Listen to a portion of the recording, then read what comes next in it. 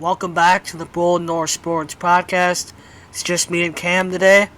Cam, how you doing today? I'm doing good, Ev. How are you? That's great. It's great. I'm great. The Twins won today. We'll open the pod and we'll start talking a little Twins.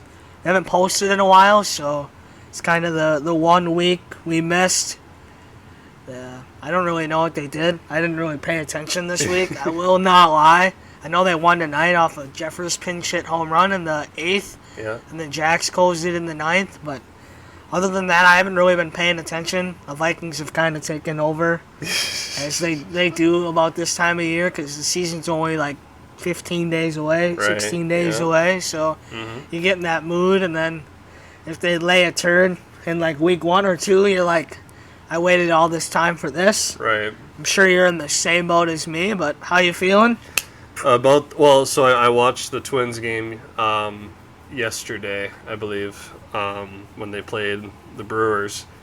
What a border And- battle action. Yeah, and it was the extra inning game where Johan came in and absolutely just this. I forgot who the hitter was, but he hit the little dribbler down to third base, and Royce just couldn't make the play, which it's fine, it's whatever. It's kind of a dumb way to go out of that game, and it wasn't awful, but it's just kind of like, it's like, really, that's how we lose that game? Because if I would have been fine if it was a walk-off home run or anything like that, but a little dribbler to third where it could have been made, like the play could have been made, just kind of it rubbed me the wrong way. It sucks, but to Ruiz's Lewis credit, he did hit a home run in that game. He did. 2-run home run, which is a good home run. They hit a couple home runs. Seems like this last little bit of time, like today, I know the long ball was a very important piece. They're pulling back the 2019 Bomba Squad mentality over this last week, which is good, but none of your big guns are hitting them, so that kind of sucks. But Right. it's whatever. I mean, Yeah. you just got to keep grinding to the postseason. Yeah, so big win today, I would say. I mean, we're 66 and 60 now, I believe. 66 and 62. 62? So I think that would put us with like 32 games left. Okay. And I looked at the schedule, and so they play Texas for 4, Cleveland for 3, and then I think it's Texas for 4 again, and then Cleveland for another 3. But it's in, so you go home, away with the same 2 teams. So you're playing the same 2 teams. After this stretch is over, your schedule gets a lot more favorable. Yeah. So if you can make it through this stretch, and like today was big because Cleveland's game last night against the Dodgers got rained out, so they actually lost twice today with a doubleheader. That's perfect. And they won. Not the Vikings, but the Twins won. So it's a big day for the Twins because they gain, 2 games on them Yeah. just off of 1 game. But looking at the standings as well, it doesn't, in my eyes right now, it's not Cleveland that scares me. It's Detroit. Really? Because Detroit's hot. Cleveland's not very good. They're just going to keep, kind of free-falling. They have a really tough schedule. So if you can essentially beat them this weekend series and next week, you pretty much eliminate them from the conversation of the division. But you can't beat Detroit. So Yeah. it'd be curious to see. I would look up, because I know you're on the schedule, how many times they play the Tigers. Because if you play the Tigers 10 times in the next 32 games and you can't beat them, then you could finish as worse as 3rd place in the division. Because I think the last 2 teams in the division are pretty locked in. The Royals and the White Sox. Yeah. I'm just taking a gander. Jeez. Yeah. I mean, like our last series against the Tigers, they took the series 3-1. That's not good, especially if we do play them again. The Royals, they're 25 and a half games behind, I saw. So they're clearly out of the picture. So we got the Guardians next week at home for a 3-game series. Rangers again. And then Guardians again for another 3-game series, but in Cleveland Yeah, at the that's what I start of mentioned earlier. September, yeah. Well, I think after the next week's series, I don't think they play Cleveland at all the rest of the year. Is that right? I think so. Yep. So that's big. So if you could essentially win 4 out of the 6 games, 5 out of the 6 games, you knock Cleveland out, and then it would be you and the Tigers. Yo, the game that we're going to, Yep. September 9th, there's going to be a Los Twins jersey giveaway. Oh, it's probably the first 10,000 fans. I don't know. I kind of want to look into that. That's kind of cool. Well, yeah, we might have to buy the ticket package, but still, I'd get one. Yeah. I'd wear it probably one time, just to collect dust in the closet. Cool. I've never seen anything like that for the MLB. Maybe because I just don't follow it as much, but then the White Sox, which doesn't really matter, but it's probably still good to. You have to take sweep that them. one. You Yeah. have to. I wouldn't even say sweep. You have to win the series. Because if you can keep winning series and just stacking series wins, you're in a lot better position. And you just have to hope that Cleveland and Detroit keep on losing. Because, like I said, I'm more afraid of Detroit than I am Cleveland. Yeah. Because Cleveland sold at the deadline. They sold their best pitcher in Zach Plesac to the Rays. And they gave up Ahmed Rosario, their starting shortstop. So they kind of sold it out. So, if you can't win this division, granted, you didn't go out and buy at the deadline and go all in, which that's a conversation we can start on. Mm-hmm.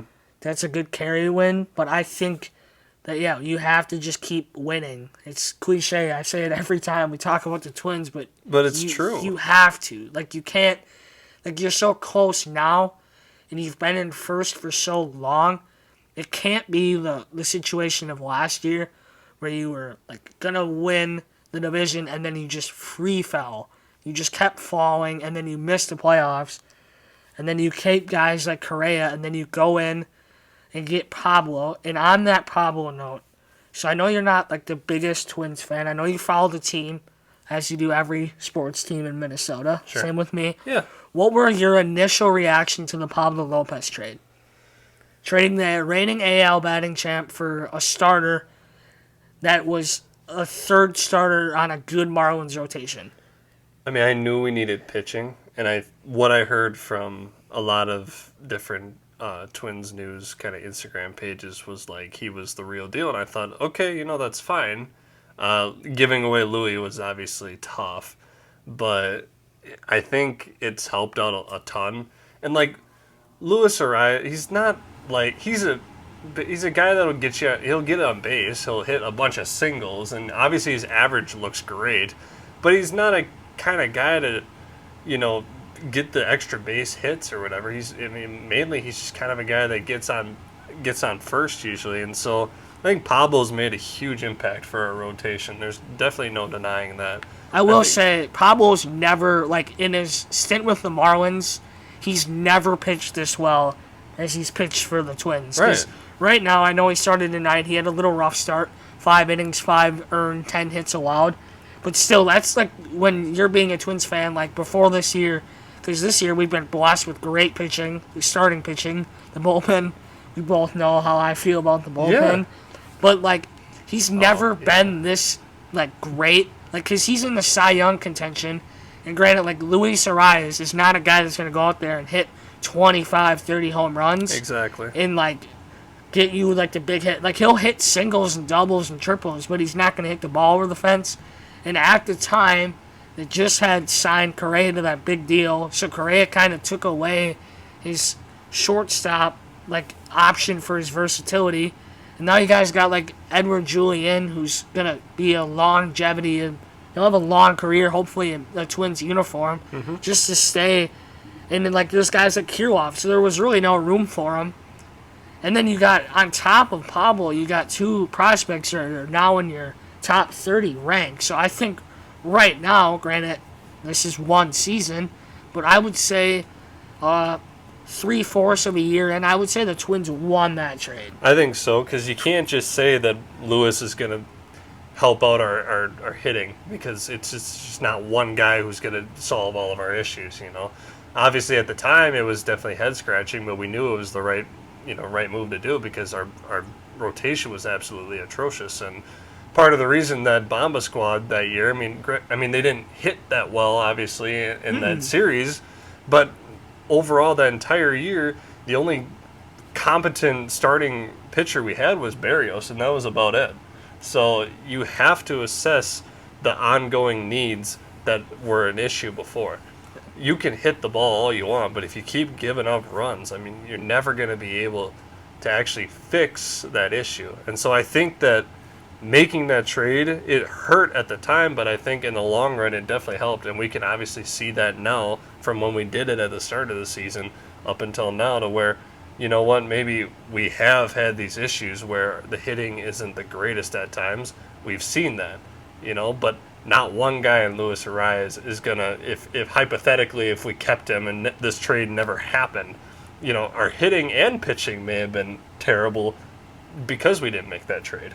Yeah, I fully agree. I think at the time it was a little bit of a head scratcher just because, like, you're trading away your reigning AL batting champ. But, like, to the point I made earlier, like, when you have a guy like Correa getting paid $30 million a year, he has to play. Mm-hmm. And Luis Arias is probably 27, 26. Oh, So yeah. he's a younger guy, but, like, he's not very good defensively. But that's the same thing with Eddie Julien, and I think Eddie Julien is, like, in my eyes, one of the bigger reasons why I think this is a win in the Twins' favor, because he's young and he can improve more. Like, he has more, in my eyes, he has more potential than Luis Arias, because I think you've already seen what Arias gives you. He gives you a 400 batting average, 10 home runs a year, probably like 30 extra base hits, which is good. He's a good guy to have at the top of the order. But the pitching has always been a big need for the Twins. Mm-hmm. And they went out and gambled. And the gamble has paid off so far, knock on wood, Right. very, very well in the Twins' favor. Yeah. And so now that we've discussed the Pablo trade, I have another Twins question to ask you. Okay. So Correa's had an overwhelming year. Yeah. He's just signed, essentially, if you put all the math together, including last year, if he plays the length of his contract, it'll be a 10 to 12 year, $300 million deal. Okay. So as overwhelming as his year's been, I think he's hitting 220. He doesn't have that many homers. Yeah. He lost the game Tuesday night in Milwaukee because the one went off of his glove, and he said after the game that he should have got to it.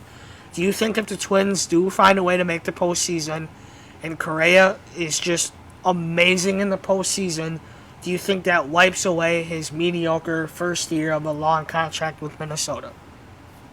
I mean, yes and no, because you definitely want that consistency out of him, obviously.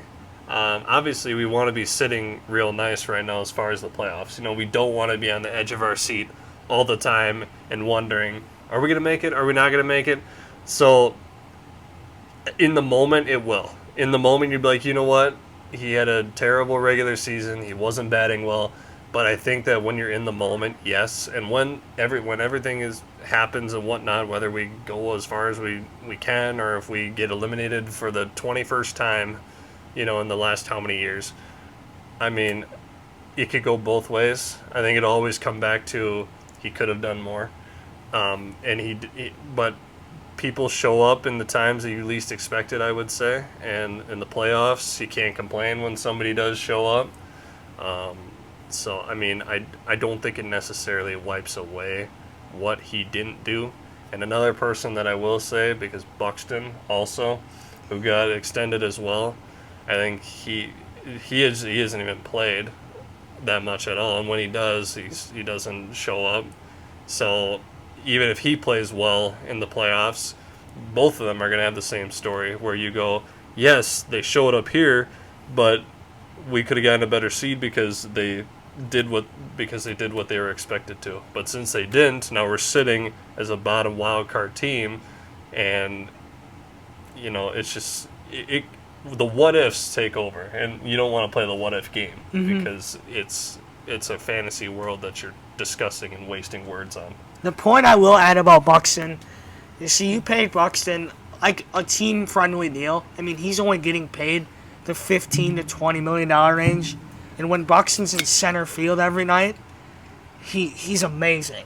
Because Buxton's one of those guys that a ball is hitting the right center gap, he'll call off the right fielder and get there and catch it and then the next half inning he'll go down and hit a home run. I think his fielding helps so much in his just overall game, because when he's completely healthy, he's a 5-tool player and he's awesome. Yeah. And if him and Correa could get to the point where they're awesome, the Twins would be so much better. It's like, it's not to put all the weight on their shoulders, but it kind of is, because you're your two, like, superstars. Because, like, right now you're turning to guys like Julian, Kirilloff, who's hurt right now, Wallner, who's been very good this year, the Royce. Forest Lake kid, Royce, like, all the young guys, which I love, because, like, I'm a big fan of the homegrown talent. Yeah. Like, when you get a guy in the minors and you raise him up, like Royce Lewis was the first overall pick when he was 17. He battled injuries, but he's another one of those guys. When he's on the field, he's awesome. Like, tonight he was 3 for 3 with the home run when I looked.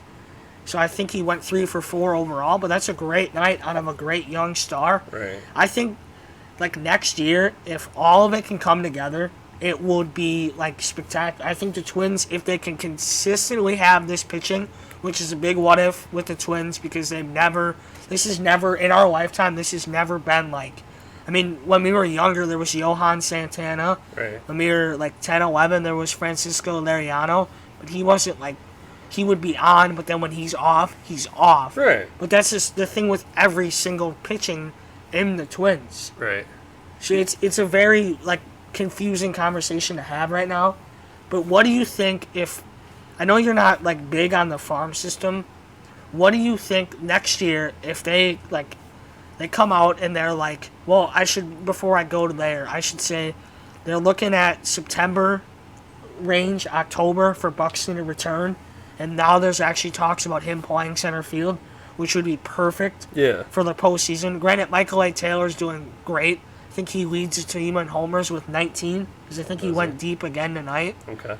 So, what do you, like, if he could come back, it would be huge for the postseason. Right. But look ahead to the future a little bit. If he can't go, if they come out in the offseason and say, Buxton can't play center field, he's going to be your DH for $15 million, and then the Twins file, like, whatever you can do with, like, an injured player, maybe get some money back off that contract. What do you think we should do in center? See, you could go a lot of different ways, because Buxton is approaching almost the wrong side of 30. Same with Correa. They're both 28, 29 years old. And Buxton has dealt with a lot of injuries over his career. So you can't keep waiting for him to come back, and you can't just keep hoping that he's going to come back and be the same that he was before. So I think you have to find a way to trade him while he's in his prime right now, I suppose. I think he has a no trade clause. Does he? And also with that hope part, you can hope, like, there's always going to be that hope that you can get Buck back in center. Yeah. Because, like, I remember when he, like, signed his extension, he posted on Instagram a picture of an antler in center field with the heart by home plate, referring that he's staying home. Okay. Like, you always, in my mind, like, because if you, I kind of wish that in the beginning of the year when he first got hurt, they would have set him down. He would have been done for the rest of the year. Because the what if, when he's going to come back, it sucks. Because you sit here and you wait and you're like, Michael A. Taylor's great, but we got a guy that can hit 280 and catch every ball in center field sitting on the IL. Just, like, that's who we pay money to, and that's who we drafted, the player he is when he's healthy. Right. I don't know. It's just, it's so hard with him because he is so damn talented. It's insane, his athletic ability, and, like, his just how he makes plays in center. Like, when a ball's hit into the gap, He's like, there. And like, most guys have to make a diving play or whatever, but he's there. Yep. And he's cutting off the right or left fielder. Doesn't matter. I mean, that's the Buck that we all want. The problem is that the guy cannot stay healthy, and if he has a no trade clause, then we can't do much about it. We're not just going to cut him out of nowhere because he is still worth something, because he does have that to his name and he has that to his title. He has those features that you want. He can unlock them, but he gets hurt all the time, and you're caught in a pickle. No pun intended for the sport, obviously, But you are caught in that kind of situation to where we can't do this, but he does this, and we can't cut him because he has this somewhere, but all these injuries are coming up, and then it all gets blocked up again. And then you can't see what the guy actually has. You only get short stints in every single year because he only plays only a good maybe half the season. And then you don't even get him on center because you don't want him getting hurt again, so he's DHing all the time, and he usually goes 0 for 4, or he doesn't perform well at the plate. It's a lose-lose situation for the guy.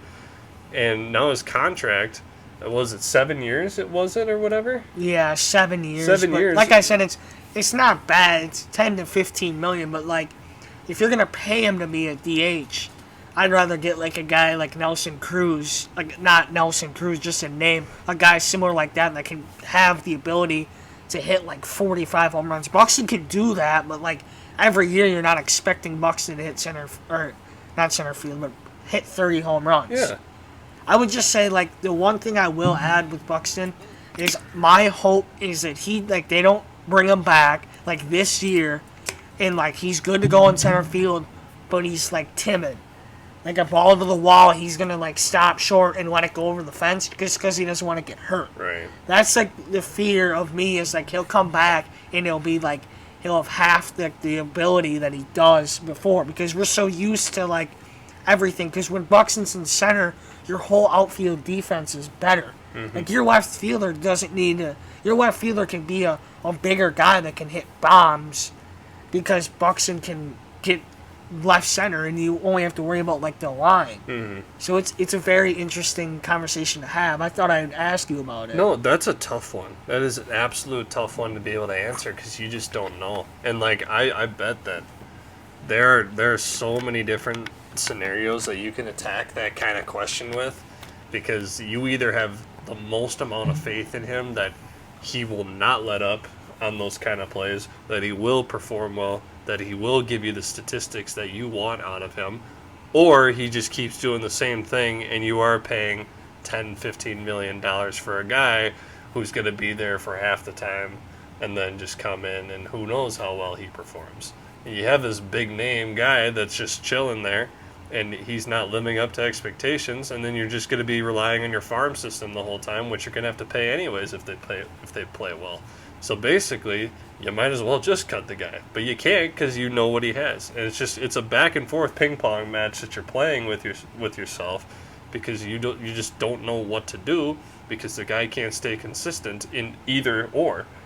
So it's tough. It's a great question, but it's just tough because there's so many things you can do. That's the one reason I love baseball so much, for like the money wise of it. And so they're paying Buxton and Correa all this money, but like other than that, all the like 90% of your team is on arbitration, which is under $10 million every player. Yeah. And baseball doesn't have a salary cap, but granted, the Twins are a small market, so they're in a tighter situation than like the Yankees or Boston, we're not a big market team, Dodgers. Right? Yeah.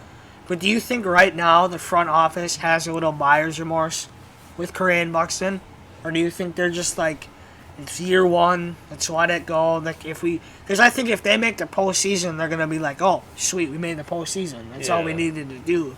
In the moment, for sure, I would. If I were in their shoes, and I give these guys 2 contracts because I believe in them, and they don't perform well, yeah.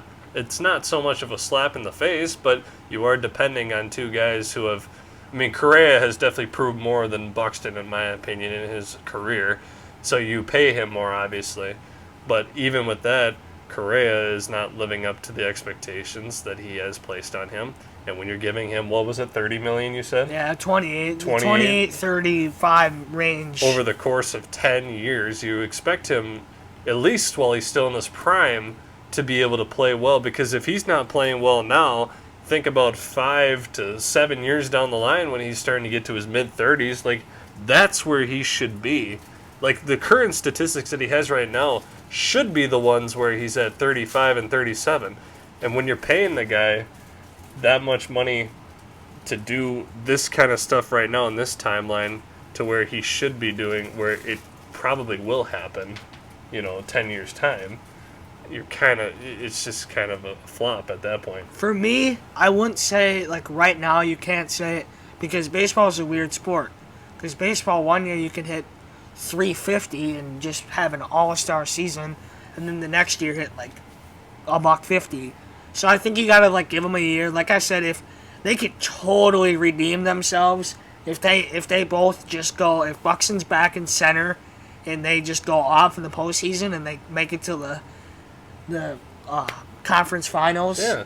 like, I think everything goes away. Yeah. If the playoffs go the right way and you walk into next season with the lineup that we have and the rotation that we have, I would feel really good. Especially with the ass division that we have. And you think about guys who stay healthy, because I am going to point out Royce Lewis, because yes, he's gotten hurt quite a bit in his career, and he's only 24, 23 years old. Yeah. And then you have Buxton there, you have Correa, you have Royce, you got a bunch of farm guys who are coming up playing well, you got a great rotation in Lopez and Sonny, and who knows about Joe Ryan. Hopefully, did he get called up from the Saints, or is he still? He's technically on the IL, Okay. but he's with the team.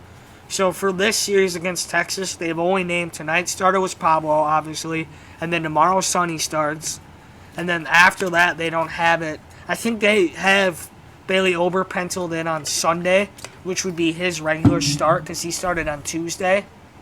So I think it's either going to be Keuchel or Joe Ryan coming off the IL. But I think the reason they're waiting is because they have to make a decision with Keuchel.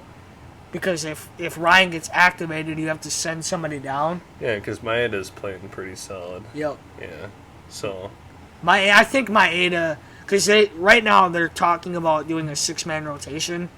So if they do a 6-man rotation in come postseason time, you're going to play in a 3-game wild card, so you're going to need to probably move 1 to 2 starters in the bullpen. Mm-hmm. So I think that's kind of what they're deciding right now, but in my eyes, you have to make the postseason first. Like, you're way too ahead, in my opinion. Like, you just got to keep winning. Yeah. Like this next 2-week stretch is the biggest stretch of the year.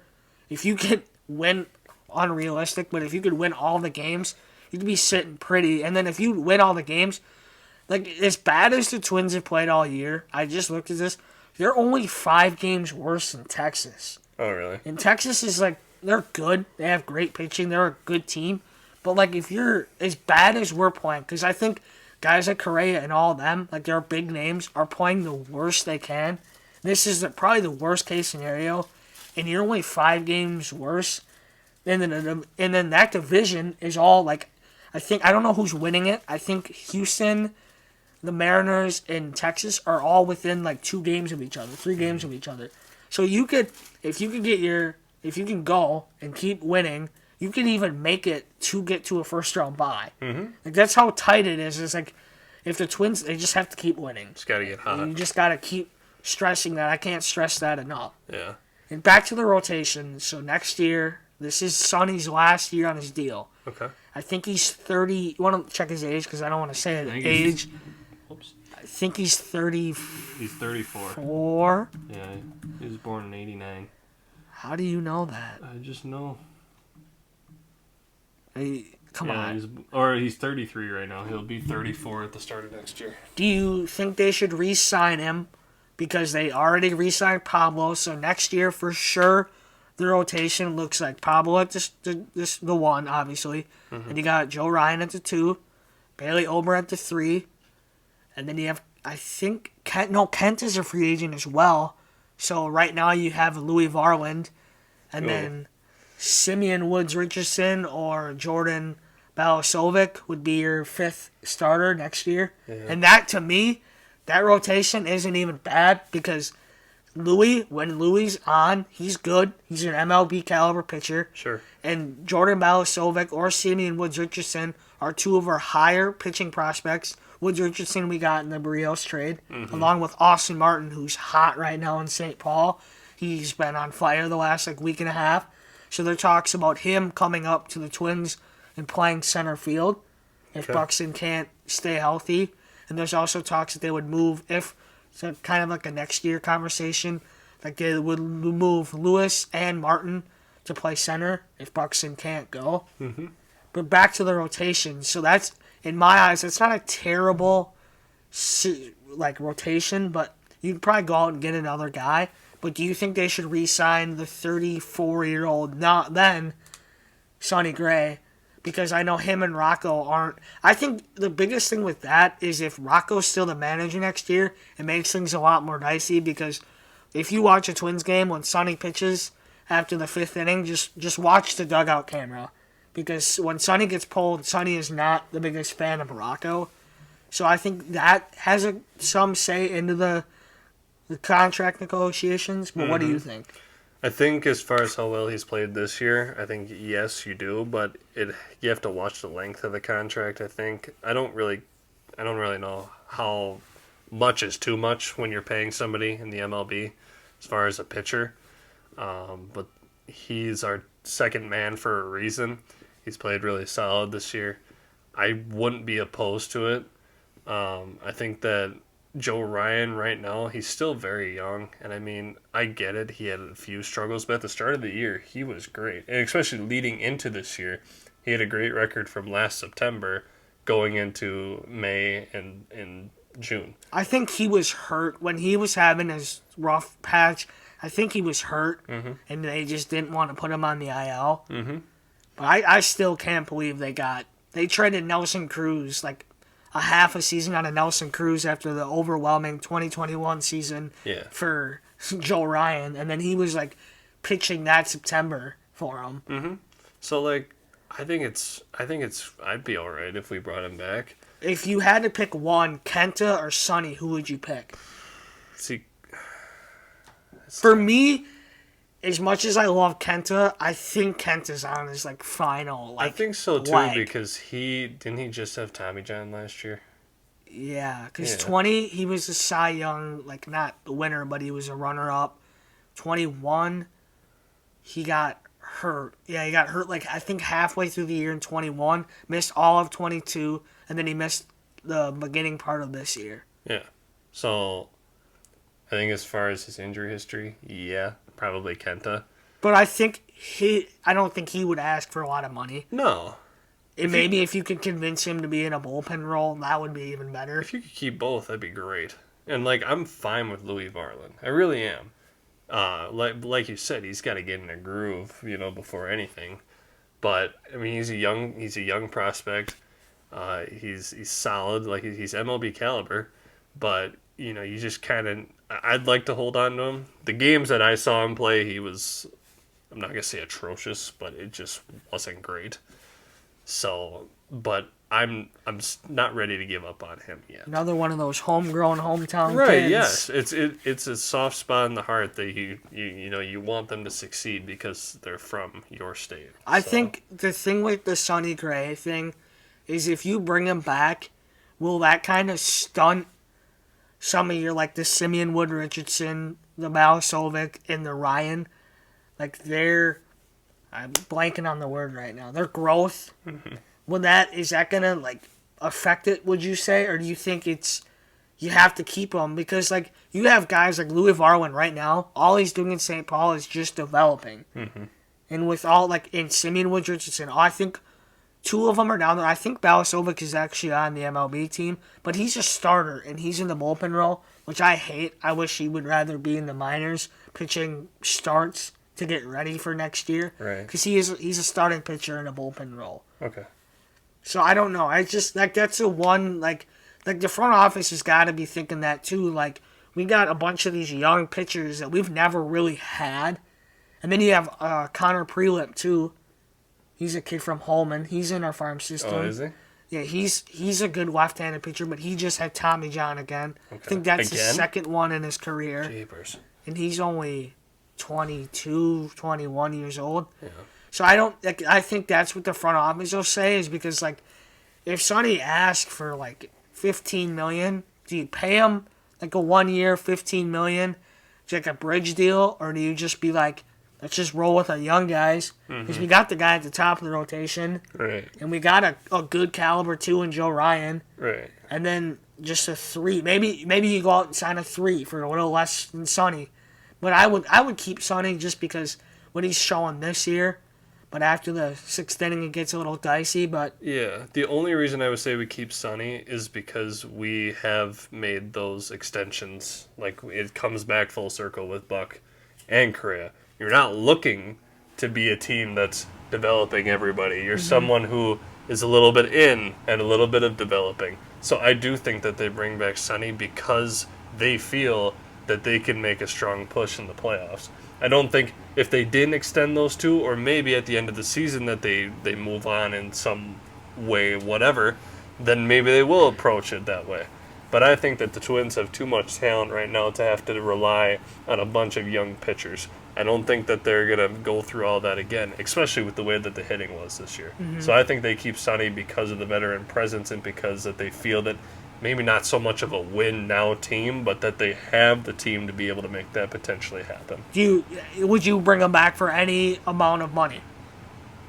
Like, What if he's asking for ace money? for ace money, what is that? I would pull that up because I'm not very good with numbers. Okay. But what if he's like asking for money he's not worth? What if he's asking for like a 4-year deal? What if he's at like a 4-year front-loaded deal? What if like that comes into play as well, because if you can't overpay with him because your payroll is smaller than every other team to begin with, and now it's even smaller because you have Correa and Bucks on the payroll. So Pablo's getting about $20 million a year. So if you want to consider that ace money, that's what we extended. Look up who's a good pitcher? Look up like Walker Buehler. I know he's hurt, but what's his contract look like?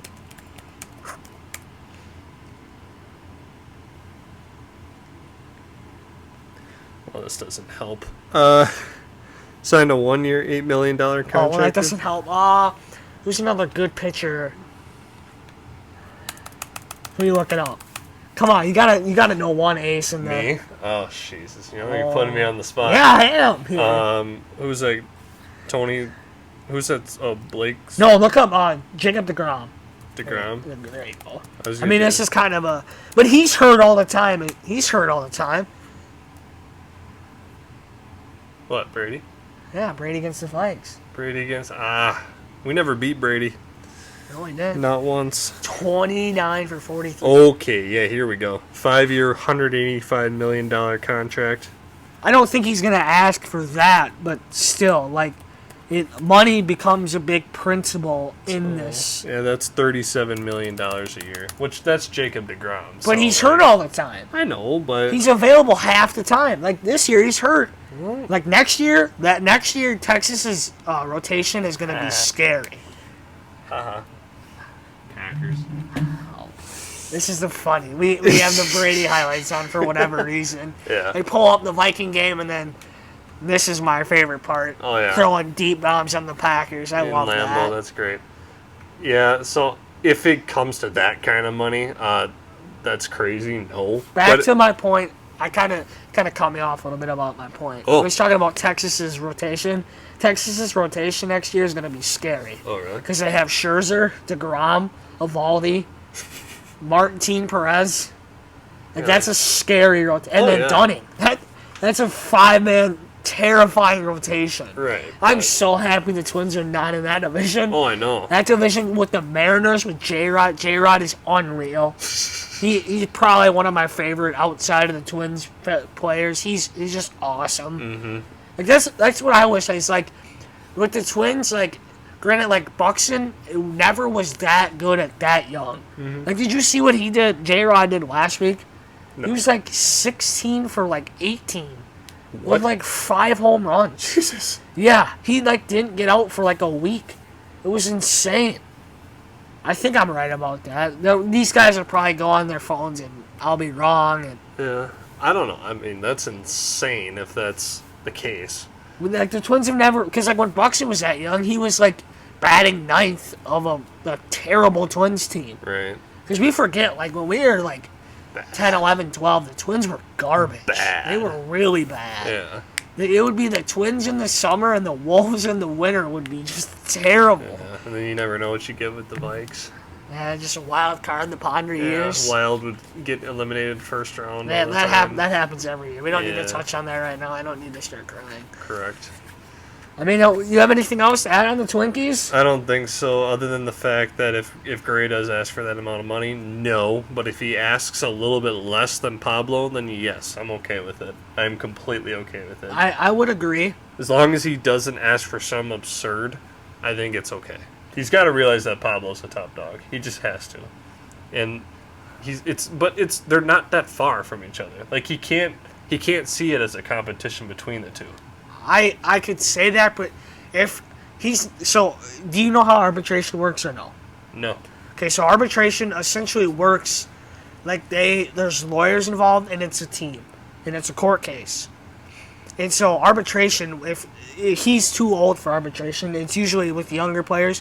But in our argument here, Sonny would probably pull up him versus Pablo in an arbitration case. So that's where it gets like, they're not against each other. Obviously, they're teammates. But that's where it's going to get, like, Pablo's going to go to the front office and be like, if I'm doing just as good as numbers, which I disagree, because I think Pablo is your ace, and I don't think it's close. I know. I think he's your number one. Like, your playoff series is tomorrow. Pablo Lopez starts game 1, and that's no question. We're game 2, game 3, that's a question, in my opinion. Right. So I think that's where it's like, he shouldn't be making... I think 10 million range, 8 to 10 million range for Sonny would be perfect. I wouldn't pay him over 15. After 15, it gets dicey. Okay. But what if Thad in the Dumb and Dumber, as I call him up in the front office, go spend Pretty Penny again, because they have money. Right. If you own a baseball team, you have money. Yeah. And it's all about winning. If you want to win, go out and get another good pitcher. Like, there's nothing wrong with having this every year. Right. Because this shouldn't be like a once-in-a-lifetime. Like, this is like, for me, this is like a once-in-a-lifetime opportunity to see, like, the Twins starting pitching is like, when a Twins pitcher goes 5 innings, you're like, wow, bad start. When in reality, it's just an average start. We're so used to, like, the 6th inning getting done by the starter, the 7th inning sometimes when, even like the last 3 starters, but Pablo has been pitching in the 7th. Pablo has a complete game. Joe Ryan has a complete game. Like, this has never, like, happened. Or either that, or go out and get a very good starter in the alt market, or just redo your bullpen. That's what I would do, is just go out and get different guys, keep Brock Stewart, who the Twins, we cannot go through this podcast and not mention the name Brock Stewart. We miss him so much in the bullpen. He was our best reliever before he got hurt.